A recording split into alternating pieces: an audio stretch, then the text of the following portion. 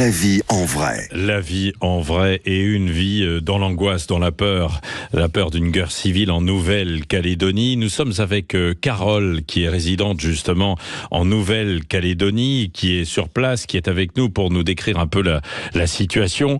Bonjour Carole. Bonjour. Bon, donc on a un décalage horaire. Pour vous, il est quelle heure là? On est quasiment à la mi-journée. Voilà, là, nous, il est 15h35. On a 9 heures de décalage. Ouais, c'est ça. Vous êtes à Nouméa, vous êtes enseignante là-bas. On dit que ça a été un petit peu plus calme la nuit passée pour vous, mais qu'il y a des quartiers qui sont qui ne sont plus contrôlés, quoi. Qu'est-ce que vous pouvez nous dire de là où vous êtes, bien sûr? Oui, c'est sûr que ça a été un peu plus calme, mais il faut dire que les nuits précédentes ont été vraiment très, très difficiles. Après, il y a des quartiers qui sont complètement dévastés. On a l'impression que c'est la guerre. Il n'y a plus rien. C'est des tas de cendres. C'est plus calme. La nuit a été plus calme, mais ça continue. Il y a encore des exactions. Oui, c'est ça. Et des jeunes avec des kalachnikovs qui sont dans les rues ou sur des grands axes face aux policiers et qui attendent. On me disait, j'avais un autre témoignage tout à l'heure en fait au téléphone de quelqu'un qui me disait, on ne peut pas sortir de chez nous et on fait des rondes devant notre maison. Beaucoup sont cloîtrés, quoi, en fait, hein. Oui, c'est ça. En fait, il y a des groupes de vigilance de quartier qui surveillent leur quartier, leur maison. Dès qu'ils se rendent compte que quelque chose peut dégénérer, ils appellent la police. Mais la police est complètement dépassée, parce que ce sont des jeunes qui sont très, très organisés, bien structurés, très armés.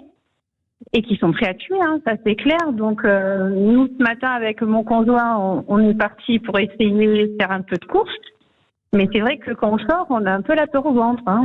Oui, c'est ça. Il y a quand même des gens qui sortent, qui sont dans les rues, Carole, ou pas? Ceux qui sortent, c'est pour trouver à manger, pour prendre un peu d'essence, pour se déplacer. C'est pas pour faire de la promenade, c'est vraiment pour chercher à manger. Et les magasins sont vides, les rayons sont vides, ils font des queues de 6 à 8 heures. Ouais. Donc ils sortent pour trouver à manger, en fait. Oui, c'est ça, c'est l'une des difficultés parce que beaucoup de magasins ont été pillés et donc du coup il n'y a plus rien. Par exemple, vous, est-ce que vous avez fait des provisions? Est-ce que vous avez quand même suffisamment de choses chez vous pour pouvoir tenir des produits de première nécessité, notamment? Produits de première nécessité, on n'en a plus. Honnêtement, là, je fais des repas avec ce qui reste, avec des réserves. Mais on avait un supermarché qui était juste en bas de chez nous, qui a été pillé et puis incendié. On est passé devant ce matin, il n'y a plus rien. Ouais. C'est un gros tas de cendres. Ouais. Alors comment faire dans ces conditions? Si ça dure, comment s'organiser? Là, nous, les gens, ils nous arrivent plus ou moins à trouver. Donc, je pense que jusqu'à la fin de la semaine, on va arriver à tenir. Mais là, après, il faut qu'ils rechargent les rayons. Donc, là, pour l'instant, en fait, il y a des provisions qui sont arrivées, mais après, il faut pouvoir amener ces provisions jusqu'au magasin. Et pour l'instant, les magasins qui sont encore sur place, qui tiennent debout, ne peuvent pas ouvrir parce que les rues et les routes ne sont pas sécurisées. Donc, ils veulent pas mettre en danger les personnels et les clients. Oui, c'est ça. Vous, qu'est-ce que vous attendez là? Quelle est l'urgence selon vous? Qu'est-ce que les autorités doivent faire? On sait qu'il y a des renforts qui devraient être envoyés, qui sont en cours d'acheminement. Il faut des renforts de sécurité de policiers, quoi, l'armée. Alors, des renforts sont déjà arrivés, on les a vus passer. Ce qu'il y a, c'est qu'ils sont débordés. La police qui était ici avant les renforts, il était vraiment plus tendu depuis lundi. Ils étaient fatigués, donc la relève est arrivée. Ouais. Donc nous, on attend que tout ça s'arrête, quoi, qu'on puisse sortir, que la violence s'arrête, parce que là, c'est tous les jours, c'est des tirs, on entend des bombes, il y a des feux. Enfin, on peut pas sortir, quoi. Ouais. Il y a des rues, il y a des endroits où on ne peut pas y aller. Ouais. Voilà. Et de chaque côté, donc en dehors des policiers qui sont là pour essayer d'assurer la sécurité des habitants, il y a des habitants eux-mêmes qui s'organisent sous forme un peu de milice pour pouvoir se défendre.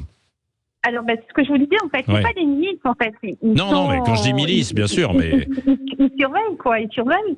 Ouais. Mais comme les autres, en fait, ils arrivent, ils sont super armés et que la police n'arrive pas à les contenir, il faut comprendre que les gens, ils veulent, sécuriser leur habitation.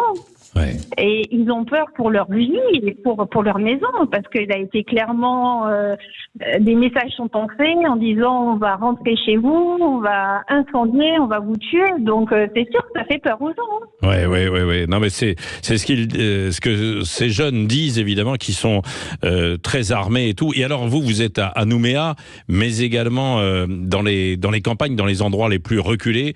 On dit aussi que la situation est extrêmement tendue et que certains sont isolés. Est-ce que vous avez des contacts avec des gens qui sont un petit peu partout sur l'île, Carole ? Alors, moi, je suis dans un quartier qui n'est pas vraiment isolé. Donc, dans le quartier où je suis, ça se passe relativement bien. Ouais. Mais après, j'ai de la famille où, oui, ils ne sortent pas parce que c'est vraiment très, très craignos.